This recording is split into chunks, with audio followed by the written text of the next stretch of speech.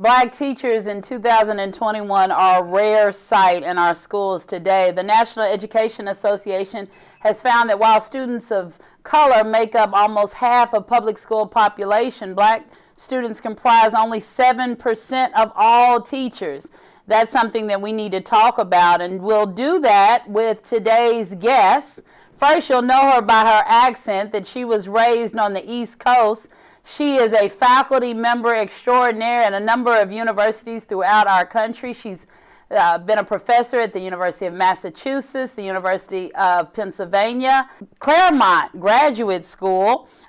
She's also been at the University of Missouri, Kansas City. She now serves as the Henry Hauser Jr. Endowed Chair for Urban Education Partnerships and professor at the University of Louisville. But not only that, she speaks French and Haitian. Her impact in the academic circles have been boasted about through her research and scholarship, which is unparalleled. She's the recipient of many awards, most notably the 2007 Spindler Award, awarded by the American Anthropological Association's Council on Anthropology and Education, CAE. It is the highest award given annually to a scholar who has made distinguished and inspirational contributions to educational anthropology. That was a mouthful. Her research focuses on improving the achievement of students, primarily students of color, and improving the practice of their teachers. And that's why I'm excited to have her on our show today. Please welcome to the show the one and only Dr. Michele Foster. Welcome. Thank you very much. Glad to have you. All right, so Dr. Michele Foster and I go back quite a ways. She walked into my school several years ago, and I feel like she never walked out. We have remained in close contact. She is a mentor, a friend, and a source of so much knowledge. So I'm going to let her introduce herself by way of a question that I have for her, and that is, what drew you to education? Well, I graduated from college, and at that time I lived in Boston.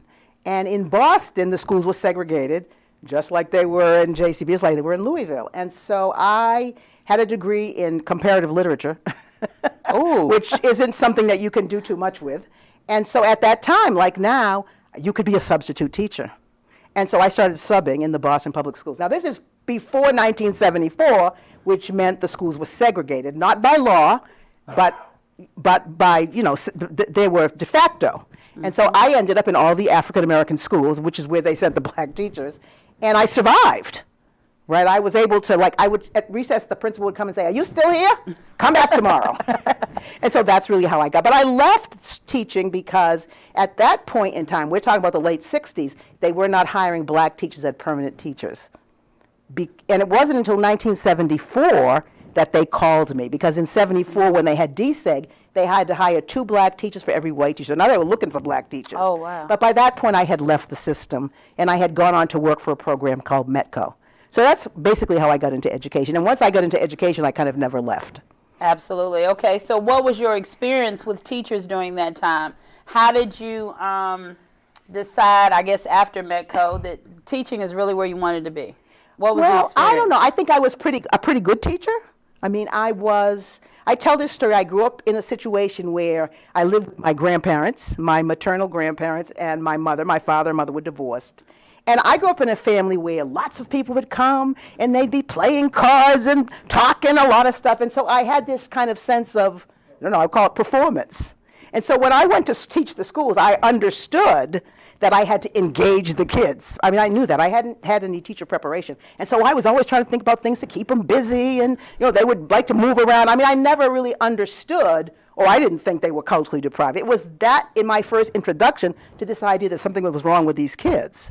And you couldn't tell me that, because none of my experience as a child could tell me anything about being That something was deprived. I wrong, mean, you know, they right. could talk, everybody could talk. And I understood from my grandfather and grandmother, who were born in 1902, that the only reason black people didn't achieve or couldn't achieve is because the white folks had their foot on our neck. I mean, that's what I thought. Right. So I didn't, you know, but that was the first time I experienced, even back in the 60s, there was this idea about the culture of poverty. The kids were poor, their parents didn't do this. And I laughed because they would say, when they started talking about the parents don't read to the kids, I said, I'm old. I was born in the late 40s, and most parents didn't read to their kids every night. That's not what parents did, right?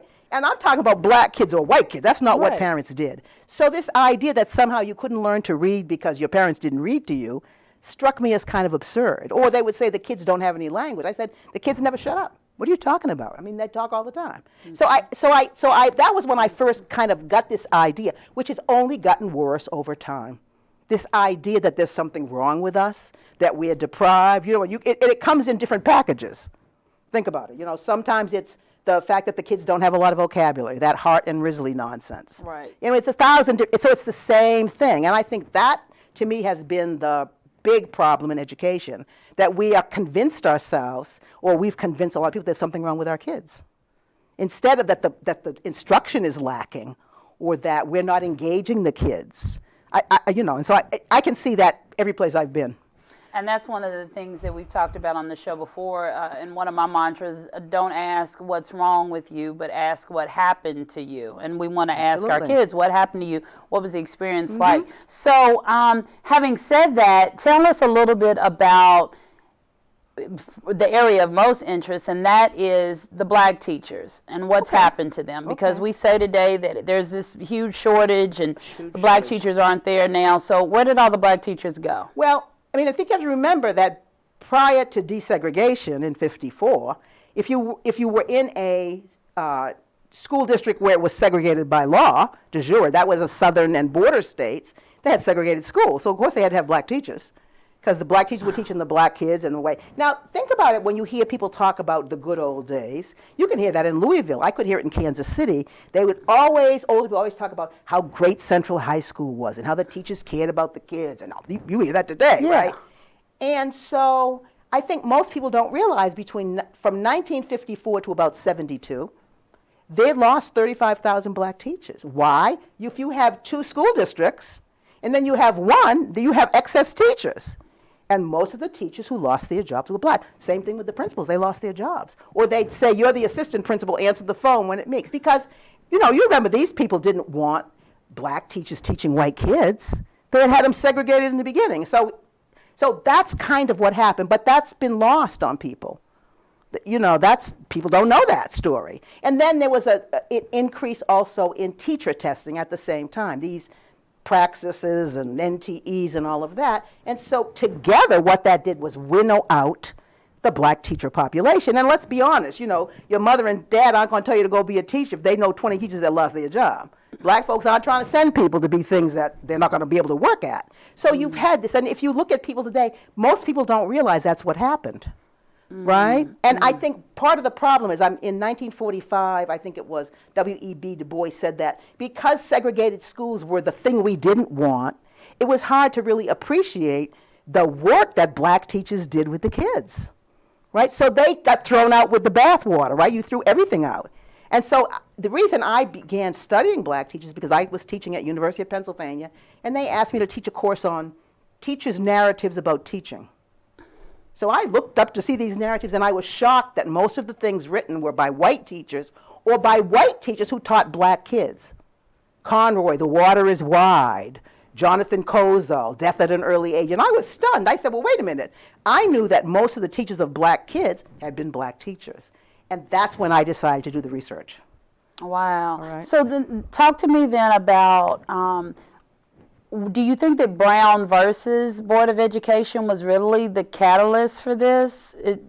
I do. I mean, I think part of the problem that people have is there can be more than one truth at the same time. And people tend to say it's either this or it's that. Well, it's not. You know, segregated schools could have been bad, but there could have been some good things going on in them. Right? Think about it. Remember, we know that because teaching and being a minister was some of the few professions open to black people at that period, that many of the teachers, and this is borne out through the research, back there in the 30s and 40s, had more education than the white teachers. Because if you had a master's degree, what were you going to do? I mean, W.E.B. Du Bois taught school because you couldn't go become the head of the CEO of anything.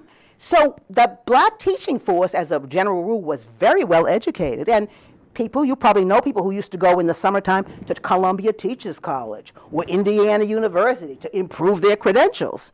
And these teachers, as constrained as they were from their work, it's like they were pouring everything into these kids because they said, we couldn't get it, but we're going to pour it into the kids. And I myself had a grandmother born in 1902, and when I would complain, she'd say, get ready, because when the door opens, you can walk through.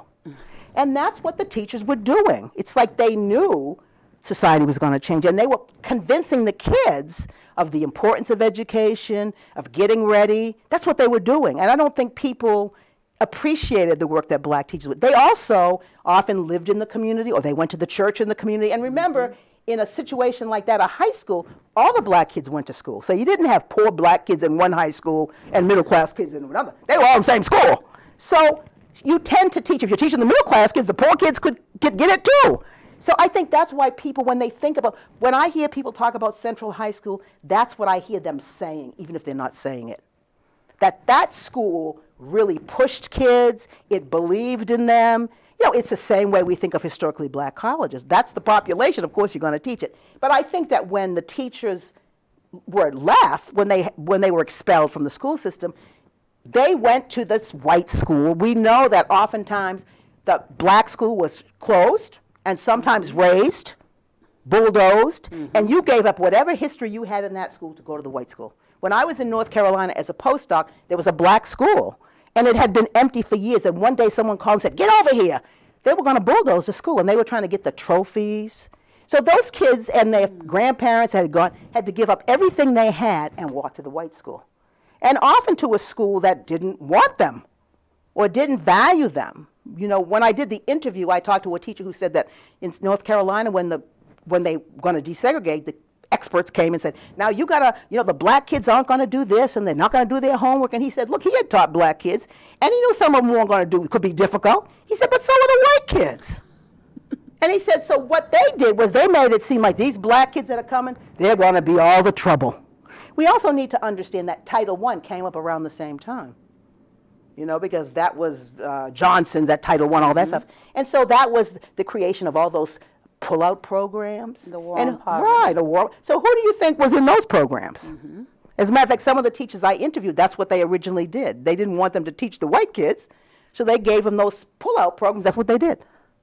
So I think that all of that was, and you know, let's be honest, the society in America doesn't, this is a racialized society. So, you know, white people are smart people, and we're not so smart. And so why would, when the schools desegregate, why wouldn't that just be incorporated into the new? Of course.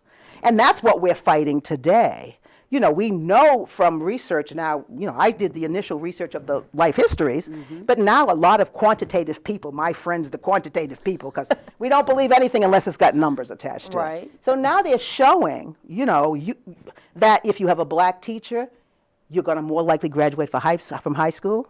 You're more likely to be recommended for gifted and talented. You're more likely to not be sent to special ed. You're less likely to be kicked out of the school, the class. And now they're showing that without question. The numbers don't lie. So, you know, it's not just a matter of it's a good role model, which is fine too, but it makes a difference in the lives. And we even now have research, which you've seen, that talks about the fact that even the white kids like the black teachers. Exactly. Right? They said, those are our favorite teachers. So, I mean, I think we need to get off this idea that we're doing black people and black teachers a favor and saying, no, we're doing the kids a favor.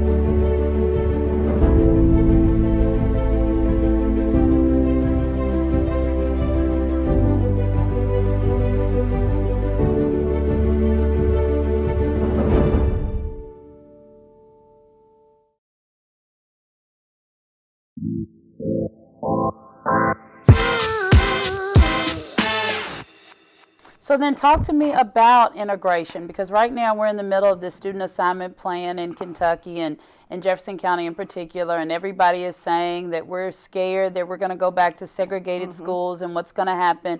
Why should we be fighting for integrated schools when we haven't really seen results from it?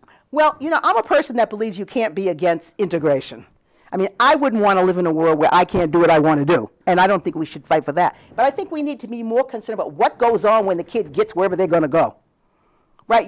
There's no magic in integration. I mean, I think the reason people thought integration was so important is they had this theory called the hostage theory, and that was if you had like 5 white kids in the school, they wouldn't treat the white kids bad enough, so does that make sense? So that so the money would flow. But what we've learned now is it's possible to be in a school, in a class of white kids, and not get what you need to get. Right. If people don't call on you, if they over-discipline you, if every time there's noise they point to you. I mean, I know that. I have been as an adult in some conferences, and they're always looking at me. I say, I'm not doing that. That's that person. Because, I can be lively, and I know that. So I think what we need to focus on is what happens when the kids go wherever they're going to go. And I haven't seen much focus on that. The fight is all about, should they ride the bus? Shouldn't they ride the bus? But what about where they get to the end of the bus? Right? And that's where the energy should be. If JCPS, let's be honest. If black parents felt like I can go to Okolona and get a school there, or I can go to, I don't know, a school in the West End. Atkinson or Roosevelt Perry, right? And I know that my kid's going to get whatever they need to be successful. It wouldn't matter. Some of them would send them to Okolona, and some would send them to Roosevelt Perry. Where has that happened? Do you know of places around the country where that's happened? It really has not happened. I mean, some school districts have been able to turn around the disparate effects on kids. Montgomery County has done a pretty good job of trying to change that dynamic. Does that make sense? They've done a pretty good job. But the only way you can do it is to really do it. You can't just move the kids around. You've got to say, this is what we're focused on, and you've got to figure out what do we need for these kids to be successful.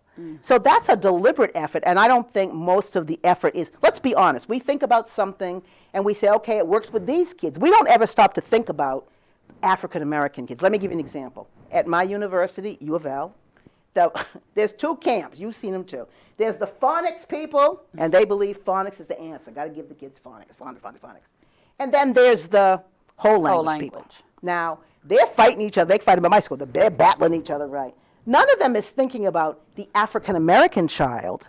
You're just caught up in their thing. What might it be that the African American child needs?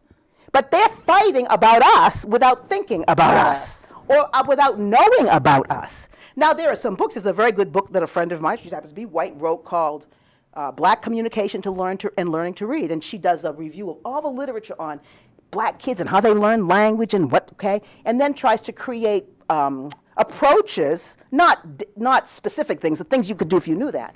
But almost no one reads that book, because that's really about what you do. Now, let's be also honest, there's lots of ways that African American kids can read. I have a friend whose grandmother was illiterate, and she said she didn't know, because her grandmother would say, baby, get the Bible, open it to Psalm so-and-so, such and such, and read.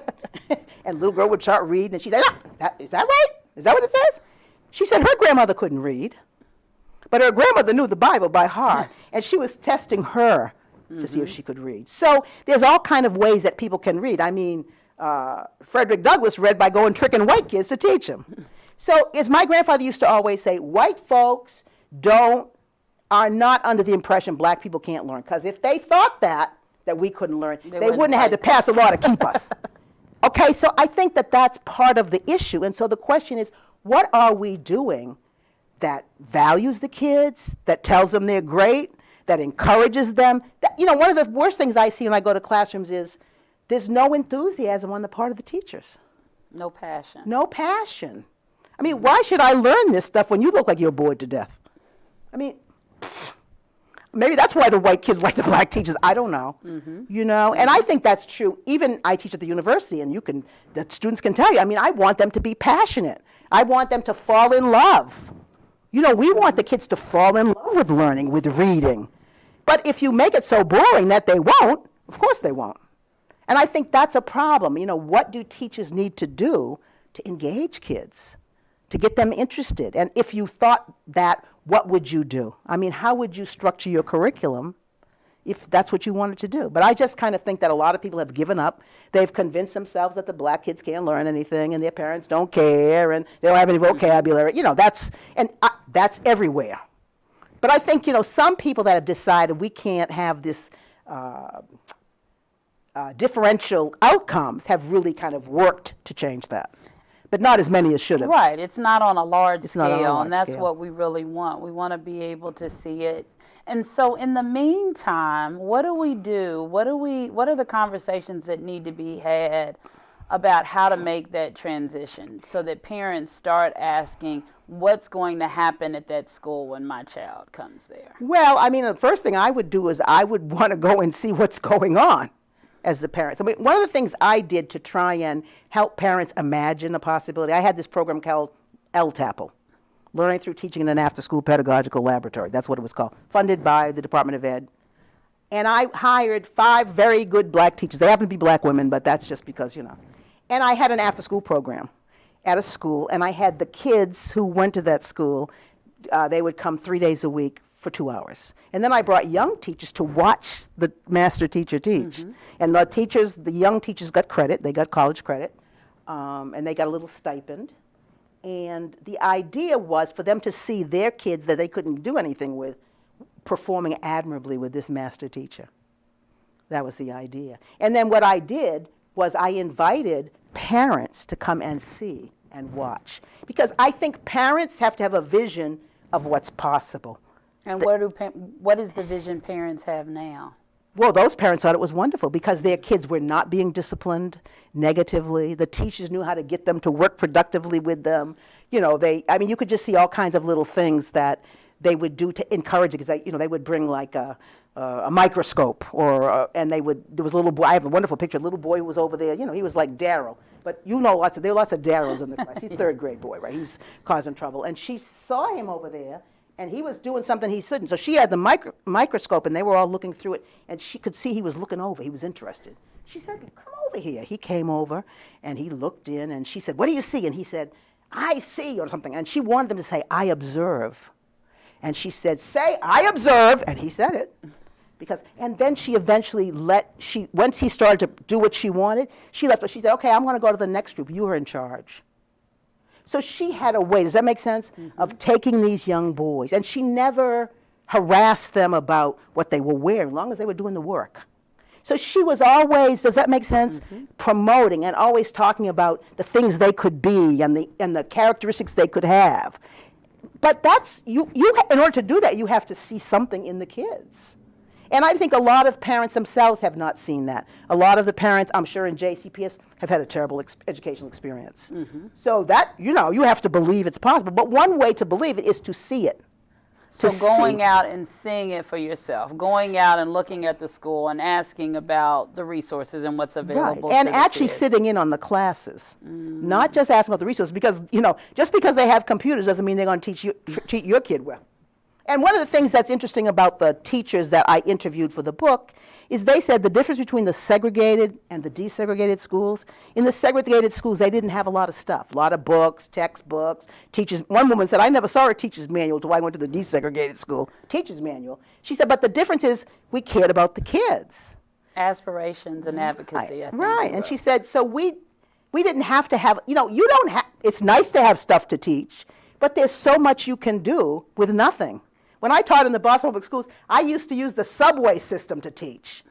I would get the subway map, and we would talk about inbound and outbound, which is like the zero, right? Inbound and outbound. We would figure out how much would it cost if you got the bus pass. Would that be cheaper than if you, right? If you bought every day. I mean, so we would do things with the map, with like the symbols. What do they stand for? There's so much material just every day you can use. And what's stopped that conversation from happening now? Why don't teachers teach like that anymore? I think it's because people learn these things to do. So if I talk with teachers, I say, what do you do? I do we do, we do. do, you do. I say, what's I do, we do, you do? Or I'll say, I would do this. I'd say, that's I do, you do, we do. I'd say, really? That's what that is?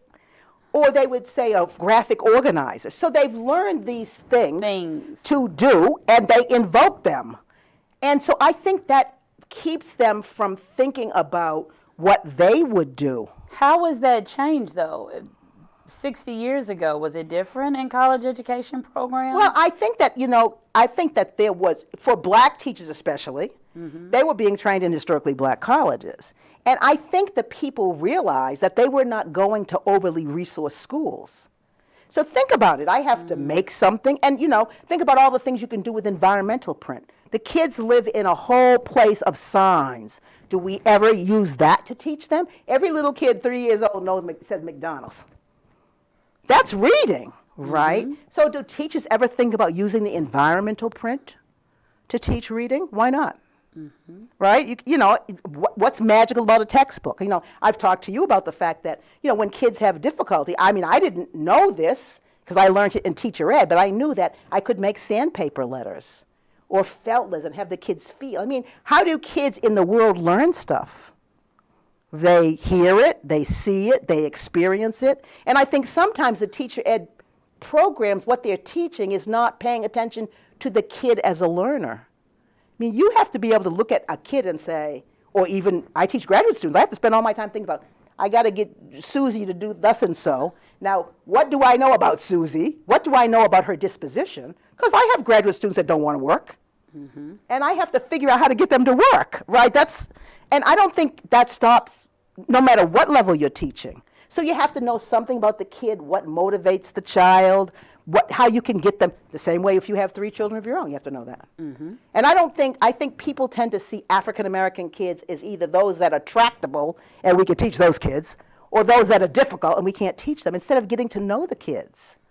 I just don't think that. And I think that's partly a fault of teacher ed. It's like we've de-skilled the teachers. We haven't gotten them to think for themselves about solving the problems and solving the issues about how to teach kids. And so, okay, so I'm a teacher in 1975, and my mother was a teacher in 1955.